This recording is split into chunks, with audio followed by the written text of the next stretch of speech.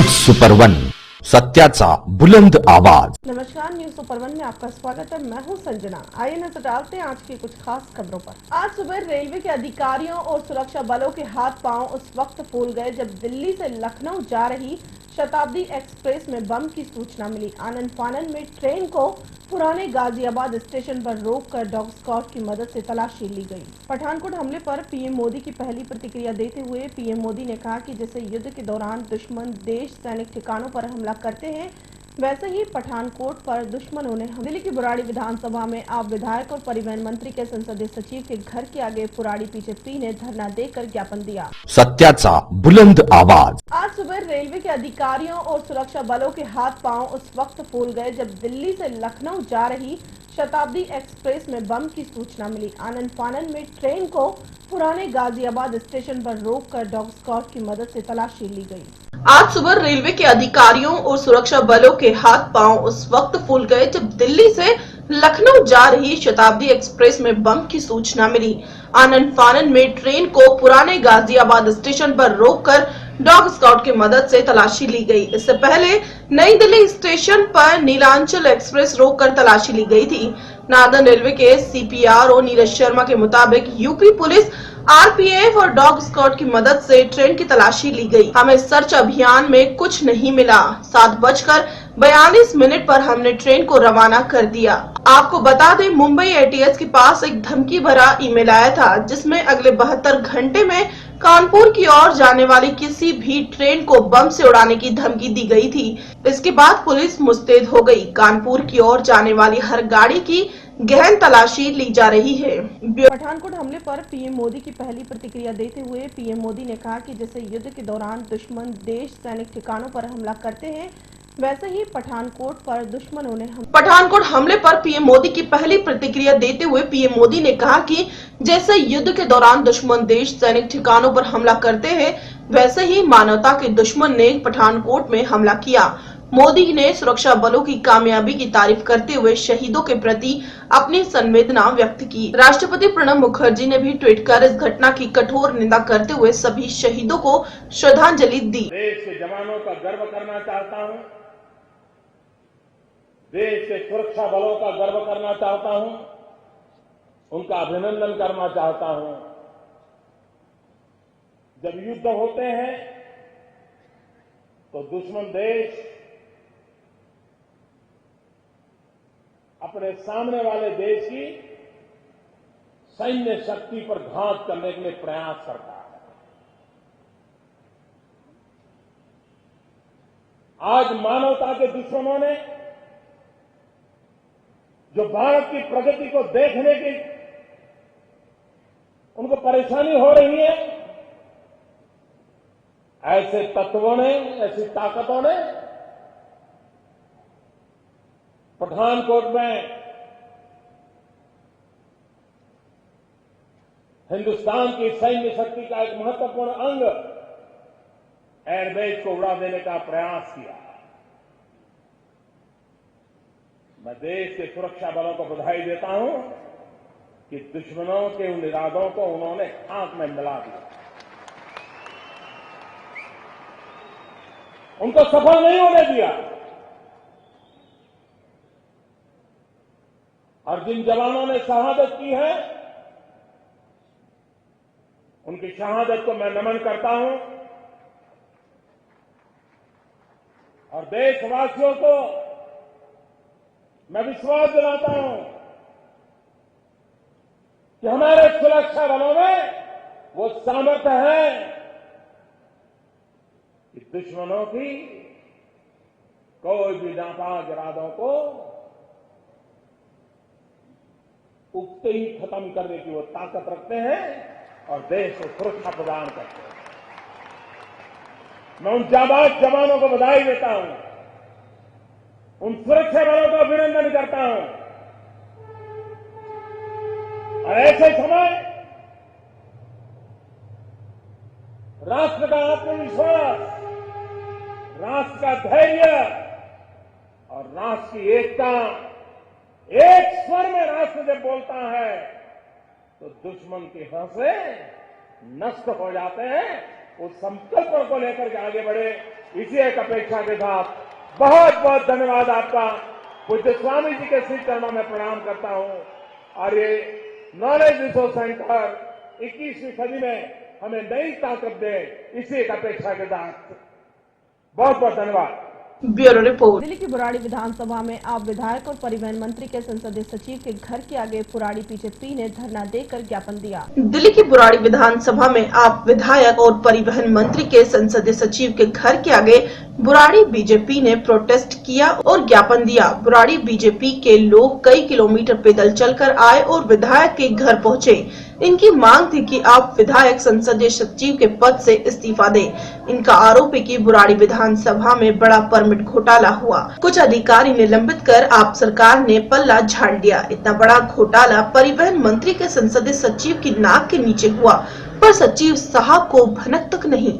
इसके लिए वे जिम्मेदार हैं। साथ ही परिवहन मंत्री के संसदीय सचिव पर भी घोटाले के लाखों रुपए महीने की उगाही का आरोप लगाया। पुलिस ने बैरिकेड लगाकर घर के बाहर रोका और विधायक साहब घर पर नहीं थे तो ऑफिस में मौजूद आप पदाधिकारियों ने लिया ज्ञापन और कहा ये पॉलिटिकल ड्रामा और आप पर कोई भी भ्रष्टाचार का आरोप नहीं लगा सकता। ये सब भीड़ है बुराड़ी बीजेपी के लोगों की। ये सब आज बुराड़ी की बाबा कॉलोनी में पैदल मार्च करके चले हैं और नारे लगा रहे हैं। इनके निशाने पर दिल्ली के परिवहन मंत्री गोपाल राय और परिवहन मंत्री के संसदीय सचिव संजीव झा हैं, जो यहाँ से स्थानीय विधायक हैं। दरअसल बुराड़ी विधानसभा एरिया में दिल्ली परिवहन निगम की बड़ी ट्रांसपोर्ट अथॉरिटी है।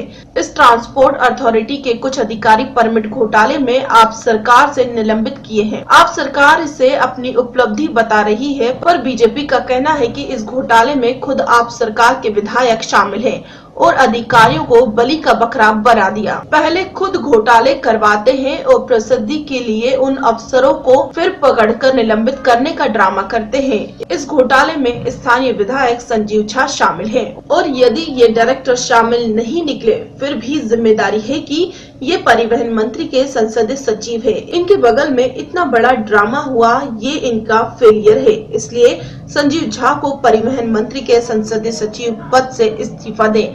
बल्कि बीजेपी के पूर्व प्रत्याशी और बीजेपी के पार्षदों का कहना है इनका मुखिया केजरीवाल खुद ड्रामेबाज है, तो बाकी उनकी प्रजा कैसी होगी। उन्होंने केजरीवाल की तुलना एक बंदर से की। इसके बाद यदि संजीव झा ने इस्तीफा नहीं दिया तो बीजेपी बड़ी लेवल पर आंदोलन करेगी। बहुत बड़ा हुआ बुराड़ी अथॉरिटी के अंदर और जिसके पीछे तमाम उन गरीब लोगों के न्याय के साथ अन्याय किया गया, जिनको रोजी रोजगार देने के लिए सरकार ने वादा किया था। ये 10,000 ऑटो परमिट जो बहुत पहले से जो है देने थे, जो नहीं दे पाए थे, जिनको दिया जा रहा था, और उसमें चुन चुन करके अपने वॉलंटियरों को लगा के क्षेत्र के विधायक ने जो वहाँ पर घोटाला करवाया है, उसके लिए हम आज विधायक के घर पर यहाँ पर आए हैं और प्रदर्शन कर रहे हैं और उनसे मांग करते हैं अगर आप ईमानदारी का फतवा लेकर के यहाँ पर पहुंचे तो इस घोटाले के अंदर जो आपका नाम आया है इसमें आपको इस्तीफा दे देना चाहिए। किसी कर्मचारी अधिकारी के ऊपर दबाव डाल के उन पे घोटाला करवाना और फिर उन्हें सस्पेंड करके अलग बिठा देना और ये वादे के साथ बिठा देना कि 3-4 महीने बाद तुम्हें हम बहाल करा देंगे, अच्छी जगह बिठा देंगे, ये बहुत बड़ी साजिश है। वो सस्पेंड नहीं किया, इन्होंने क्या किया कि हर जगह अपने वॉलंटियर अलग से बिठाएं, वो घोटाला करेंगे और इनके पास मंथली पहुंचाएंगे और पकड़ा जाएगा तो बोला जाएगा ये हमारी पार्टी कार्यकर्ता नहीं, इसमें मेरा कोई नाम नहीं है। देखिए इनका काम बंदर जैसा खेल है। आप दिल्ली के मुख्यमंत्री जिनका पिता ही ऐसा हो, उनका बेटे कैसे होंगे?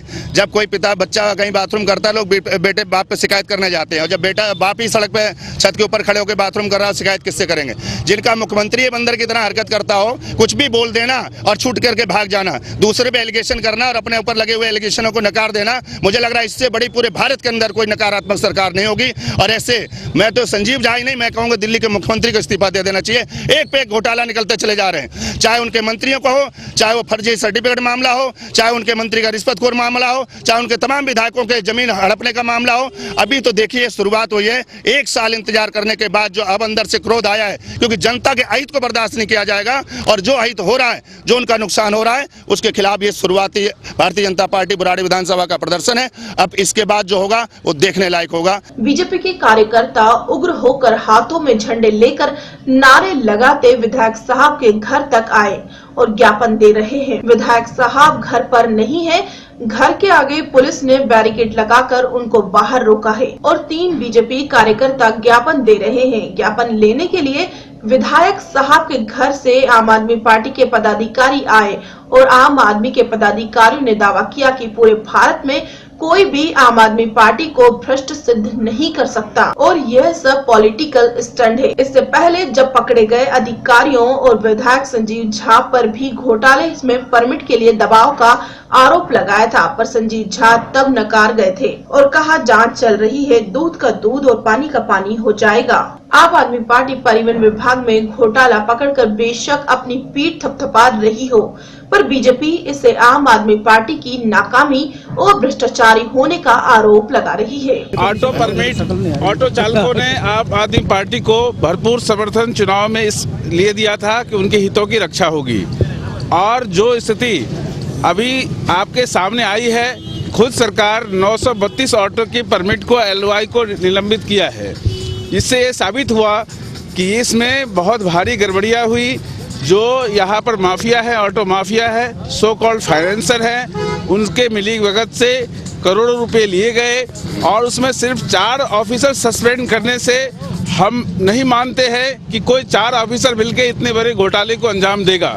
हमारे क्षेत्रीय विधायक संजीव झा परिवहन विभाग में संसदीय सचिव हैं, और जैसे कि कोई घर में चौकीदार बैठाने के बाद उस घर में चोर घुस जाए, अगर वो सो गया तब भी वो दोषी माना जाएगा, अगर उसके परमिशन से घुसा तो उसको दोषी भी माना जाएगा और उसको जेल में भी जाना पड़ेगा। इस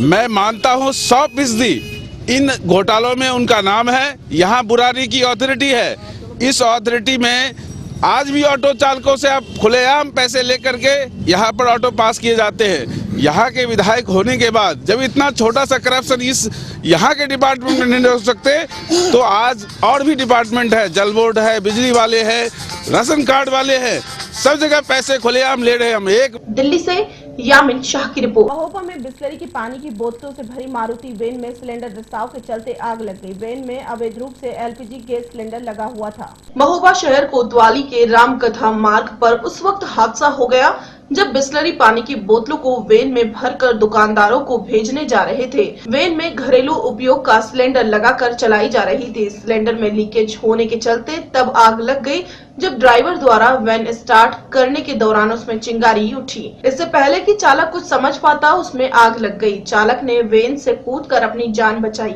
आग लगते ही वैन आग का गोला बन गई। घटना की सूचना पाकर पुलिस और फायर कर्मी मौके पर पहुंचे और आग पर काबू पा लिया। आग लगने से वैन में भरी पानी की बोतलें जलकर राख हो गई। घरेलू सिलेंडर से चल रही वैन किसी के लिए भी मौत का सबब बन सकती थी। महोबा में पुलिस की निष्क्रियता के चलते दर्जनों वाहन घरेलू सिलेंडर से चल रहे हैं। यदि समय रहते प्रशासन ने नहीं चेता तो कभी भी कोई बड़ा हादसा हो सकता है। और गाड़ी यहाँ खड़ी थी, वो गाड़ी था, वो अचानक उसमें आग लगने से वो वहाँ से भागा, तो हमने देखा कि बड़ी स्पीड पे आग लगी थी, तो हम भी दुकान छोड़ के नीचे भाग गए। आपने पुलिस को फोन नहीं किया? ना, उसने किया था, गाड़ी वाले ने खुद किया था, जो उसके साथ था गाड़ी। किसकी गाड़ी है, कुछ पता चला? गाड़ी नहीं, बिस्लरी की थी। वो लड़का यहीं खड़ा था, फिर फोन लगाने के बाद फिर नहीं पता चला कि वो यहाँ है कि नहीं। अच्छा, गाड़ी क्या गाड़ी में लोड था? इसमें पानी की बोतलें load. Leading fire Shiv Kumar Diwakar, और हमको सूचना मिली थी कि मारुति वैन में आग लगी हुई है। तुरंत वहाँ से गाड़ी लेकर के आए और इसमें गैस सिलेंडर रखा था जो है, उसको तुरंत जो है MFD द्वारा जो है बहुत फैला के कंट्रोल किया और गैस सिलेंडर निकाल करके नाली में वो लीकेज था। इसमें बिस्लरी की बोतलें भरी थी, पानी की बोतलें। क्या माना जाए तो गैस सिलेंडर का जो रसाव हो रहा था उसी कारण लगे? ये गैस सिलेंडर लीकेज था, उसी को जो आग लगी। महोबा से इसराइल। खबरों में रुकेंगे हम एक छोटे से ब्रेक के लिए। ब्रेक के बाद भी खबरों का सिलसिला यूं ही बना रहेगा। Sir, hello sir, hello ma'am. देखिए भाई साहब, हमारे पास टाइम नहीं है। हाँ सर, वो तो हमें पता है कि आपके पास ज्यादा टाइम नहीं है। इनफैक्ट मैडम के पास भी टाइम नहीं है। Madam, how about gifting a head to sir, and sir you can give one sir to madam too. ये देखिए, ये मार्केट में नया है, माचो कूल डूड का सर। मैम ये देखिए, डांसिंग डीवा हेड, इसमें 3 हेयर स्टाइल भी मिल जाएंगे। और ये गंजे वाले पे 50% ऑफ। इसमें आइंस्टाइन वाला दिमाग है। और ये आज का special offer, buy 1 get 1 free. लेकिन आप ये सर क्यों बेच रहे हो? आपका रहेगा नहीं तो दूसरा काम में आएगा ना। अरे सर नहीं सर, रुकिए सर। अरे क्या कर रहे हैं, आपका हेयर स्टाइल खराब हो जाएगा। मैडम को पसीने आ रहे हैं सर, क्या कर रहे हैं आप? रुकिए रुकिए रुकिए तो सर। अगर आपका भी कोई दोस्त हेलमेट नहीं पहनता तो उनको भी एक नया सर गिफ्ट कीजिए ना। बुंदेलखंड में पनपे सूखे के चिंताजनक होते हालातों को नजदीक से जानने के लिए राहुल गांधी जल्द ही दौरा करने वाले हैं। बुंदेलखंड में पनपे सूखे के चिंताजनक होते हालातों को नजदीक से जानने के लिए राहुल गांधी जल्द ही दौरा करने वाले हैं। ऐसे में उत्तर प्रदेश कांग्रेस उनके दौरे से पहले यहाँ के हालातों का सर्वे कर अपनी रिपोर्ट राहुल गांधी को सौंपेंगे। इसी के मद्देनजर कांग्रेस की चर्चित नेता रीता बहुगुणा जोशी आज महोबा पहुंची। उन्होंने जनपद के आधा दर्जन ग्रामों का भ्रमण कर लोगों की समस्याओं को सुना और उन्होंने माना कि बुंदेलखंड के लोगों की स्थिति बद से बदतर है। 20 वर्षों से योजनाएं कागजों पर है और भूखा बुंदेली घास की रोटी खा रहा है। उन्होंने मोदी सरकार को फेल सरकार करार दिया। राहुल गांधी बुंदेलखंड का दौरा कर यहाँ के लोगों की आवाज को बुलंद करेंगे। यही नहीं, महोबा सांसद के पिता द्वारा एक गरीब किसान की जमीन हड़पने के मामले पर उन्होंने बीजेपी को खरी खोटी कही। बुंदेलखंड से 2017 की जमीन तलाशने कांग्रेस के युवराज जल्द दौरा करने वाले हैं। इस दौरे से पहले उत्तर प्रदेश कांग्रेस बुंदेलखंड के जनपदों का सर्वे कर रही है ताकि यहाँ की सही तस्वीर राहुल गांधी तक पहुँचाई जा सके। कांग्रेस के रीता बहुगुणा जोशी महोबा पहुंची। पिछले 15 दिनों में झांसी, जालौन, ललितपुर का दौरा करने के बाद महोबा के आधा दर्जन ग्रामों का दौरा कर लोगों की समस्याओं को सुना। उन्होंने इस मौके पर पत्रकारों से बात करते हुए केंद्र की मोदी सरकार और प्रधानमंत्री पर जमकर निशाना साधा। उन्होंने कहा कि प्रधानमंत्री की कथनी करनी में बड़ा अंतर है। इनके 3 मुख्यमंत्री राजस्थान, मध्य प्रदेश और छत्तीसगढ़ में पूरी तरह भ्रष्टाचार से लिप्त हैं और मुख्यमंत्री उनको संरक्षण दे रहे हैं। वहीं वित्त मंत्री अरुण जेटली खुद क्रिकेट बोर्ड के घोटाले में फंसे हैं और कुर्सी पर बैठे हैं। मोदी जी विदेशों में घूमकर जो छवि बना रहे हैं वो इनके काम नहीं आएगी। न काला धन वापस आया और न ही महंगाई कम कर पाए, न निवेश मिला, न किसानों की समस्याओं का समाधान किया। बुंदेलियों से मुलाकात करने के बाद उन्होंने कहा कि सूखे के अलावा यहाँ के हालात और भी अधिक बिगड़े हुए हैं। भूमाफिया लोगों को जमीन औने पौने दामों में लिखवा रहे हैं। यहाँ के हालातों को राहुल गांधी को बताया जाएगा। पिछले 20 वर्षों से उत्तर प्रदेश में किसानों, गरीबों के नाम पर जो सरकारें रही, उन्होंने इन पर कोई ध्यान नहीं दिया। आंदोलन की रूपरेखा बनाई जाएगी। महोबा हालात बहुत नाजुक है, इसका दौरा भी राहुल गांधी कर सकते हैं। बुंदेलखंड में लोग घास की रोटी के अलावा मजबूरी में वो साग खा रहे हैं जो नहीं खाया जाता। वहीं कुछ लोग पेड़ के बीजों से गुजारा कर रहे हैं। स्थिति चिंताजनक है। वहीं उन्होंने बीजेपी सांसद पुष्पेंद्र सिंह चंदेल के पिता द्वारा एक किसान की जमीन हड़पने के मामले में उन्होंने कहा कि इस पर पार्टी को कार्रवाई करनी चाहिए। उनकी नैतिकता को कांग्रेस देखेगी, ये बड़ी विडंबना की बात है। उन्होंने जिला पंचायत के चुनाव को धन, बल और सत्ता का चुनाव करार दिया। उन्होंने कहा कि यह चुनाव कोई मायने नहीं है। विधानसभा के चुनाव में पता चल जाएगा कौन कितने पानी में है। देखिए, पिछले 15 दिन में हमने 3 जिले जालौन, झांसी और ललितपुर में सूखाग्रस्त क्षेत्रों का दौरा किया और आज हम लोग महोबा में करबई ब्लॉक के मामना गांव में हैं, जहां पर 85 से 93% तक जमीन जो है वो बंजर पड़ गई है, इसमें खेती नहीं हो पाई है। माननीय राहुल गांधी जी जो कि बुंदेलखंड के प्रति बहुत चिंतित रहते हैं किसानों के हालातों को लेकर, उनके ही निर्देशन पर उत्तर प्रदेश कांग्रेस कमेटी की ओर से मैं और हमारे साथी यहाँ आए हैं और हम लोग यहाँ पर घूम के लोगों से बात कर रहे हैं और हालात बहुत नाजुक हैं। हम तो समझ रहे थे सिर्फ सूखे के हालात बिगड़े हुए हैं, लेकिन यहाँ तो सभी को पूरी व्यवस्था ध्वस्त है। ना तो यहाँ पीडीएस चल रहा है, सार्वजनिक वितरण प्रणाली कंट्रोल बिल्कुल ध्वस्त है। यहाँ पर आपने देखा ना किसी को पेंशन मिल पा रही है, यहाँ वजीफे बच्चों के नहीं आ रहे हैं, मनरेगा नहीं चल रहा है। यहाँ पर महात्मा गांधी नरेगा जो थोड़ा बहुत काम हुआ उसका भी पैसा भी लंबित है और इसके अलावा लोगों की जमीनें, जोरे पुष्ट लोग जो महत्वपूर्ण राजनीतिक लोग हैं या जो भूमाफिये हैं वो औने पौने दामों में लोगों की जमीनें लिखवा ले रहे हैं। महोबा से इसराइल। मऊ में पकड़ी गई 75 लाख की अवैध शराब के मामले में डीएम वैभव कुमार श्रीवास्तव ने दिए जांच के आदेश। मऊ में पकड़ी गई 75 लाख की अवैध शराब के मामले में डीएम वैभव कुमार श्रीवास्तव ने दिए जांच के आदेश। पुराने और नए शराब माफियाओं को किया जाएगा चिन्हित। 3 दिन के भीतर रिपोर्ट देने का निर्देश। प्रदीप सिंह रात्रि के करीब 2:25 पर एसटीएफ गोरखपुर यूनिट को हरियाणा से अवैध शराब की तस्करी करने वाले गिरोह के 3 सदस्यों को थाना कोपागंज मऊ में गिरफ्तार कर उनके कब्जे में भारी मात्रा में अवैध शराब बरामद करने में सफलता प्राप्त की है। भारी मात्रा में दारू पकड़ी गई है, क्या है अपडेट आपके पास? ये एक ग्रुप है जो चंडीगढ़ से माल लेता है और अरुणाचल प्रदेश के नाम पर ले जाते हैं, लेकिन ये बलिया में ले जाकर बेचते हैं।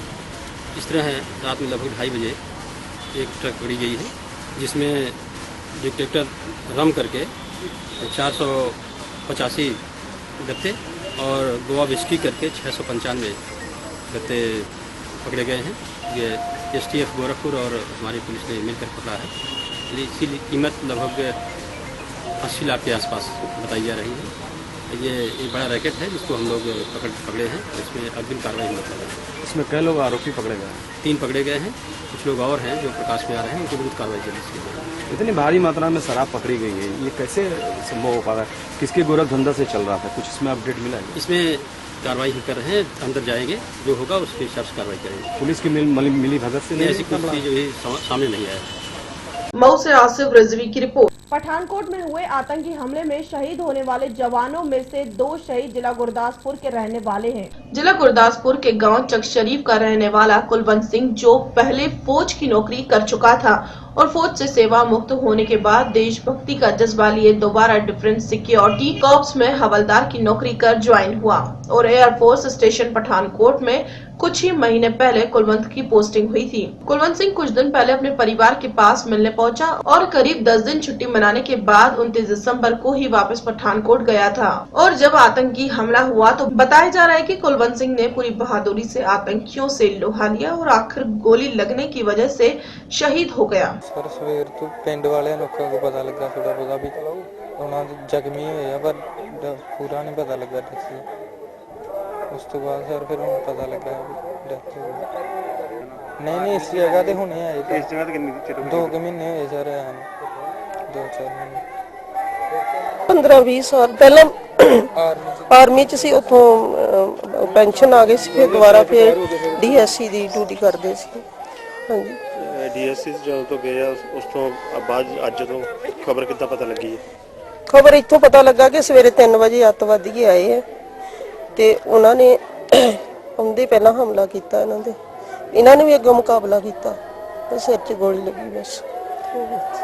पठानकोट से अवतार सिंह की रिपोर्ट। कल जो आतंकवादियों के द्वारा तेज हथियारों से हत्या कर दी गई थी, आज मुख्यमंत्री प्रकाश सिंह बादल उनके परिवार के साथ दुख साझा करने पहुंचे। कल जो आतंकवादियों के द्वारा इनोवा गद्दी मालिक एक कागर सिंह को तेज हथियारों से उनकी हत्या कर दी गई थी, आज मुख्यमंत्री प्रकाश सिंह बादल साहब उनके घर परिवार के साथ दुख साझा करने नरोट जयमल सिंह के गांव फरवाल पहुंचे। उनके परिवार के साथ दुख साझा किया। मुख्यमंत्री प्रकाश सिंह बादल ने बताया, जो कल आतंकवादियों के द्वारा इनोवा गद्दी मालिक एक कागर सिंह के परिवार को 5 लाख रुपए की घोषणा की और शहीद का दर्जा दिया जाएगा और मृतक की पत्नी को योग्यता के आधार पर सरकारी नौकरी दी जाएगी और उनकी 2 बेटियों को पेंशन दी जाएगी। उनकी तरफ से परिवार की जितनी मदद की जाए कम है। ਬੰਦੇ ਨੇ ਬੜੀ ਬਹਾਦਰੀ ਦਿਖਾਈ ਤੇ ਇੱਕ ਤਰੀਕੇ ਨਾਲ ਸ਼ਹੀਦ ਹੋਇਆ।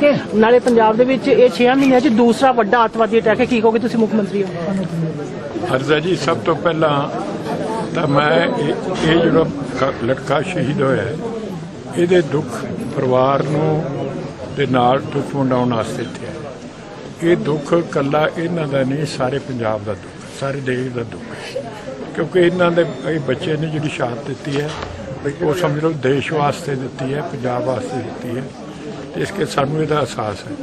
इसलिए ये परिवार की सारी पालन पोषण, यदी वाइफ है 10वीं जमात पास है, उन्होंने योग नौकरी जी कानून च मिल सकती है, वो नौकरी देंगे।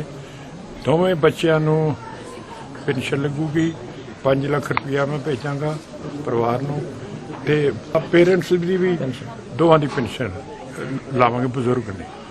तो ये नहीं कि कोई मुआवजा है, तो थोड़ी जी गल है जिहड़ा इन्हां ने कीता वो तो अपना देश या अपना पंजाब दे नहीं सकता, लेकिन अपना फर्ज बनता है कि जिन्नी भी वध तो वध इस परिवार की सेवा कर सके। सर, ये पिछले 6 महीनों में दूसरा अटैक हो गया पंजाब में, इसको सिक्योरिटी चूक कहेंगे, क्या कहेंगे आप? विभा अपनी सिचुएशन यही जी है जी कि इत्थे बार्डर ने दे नाल पंजाब, इधरों पाकिस्तान भी लगता है, इधरों जम्मू कश्मीर भी लगता है, इस करके। पठानकोट से दीपक कुमार की रिपोर्ट। खबरों में फिलहाल इतना ही, और भी खबरें जानने के लिए आप देखते रहिए न्यूज़ सुपर 1। तब तक के लिए मुझे दीजिए इजाजत, नमस्कार।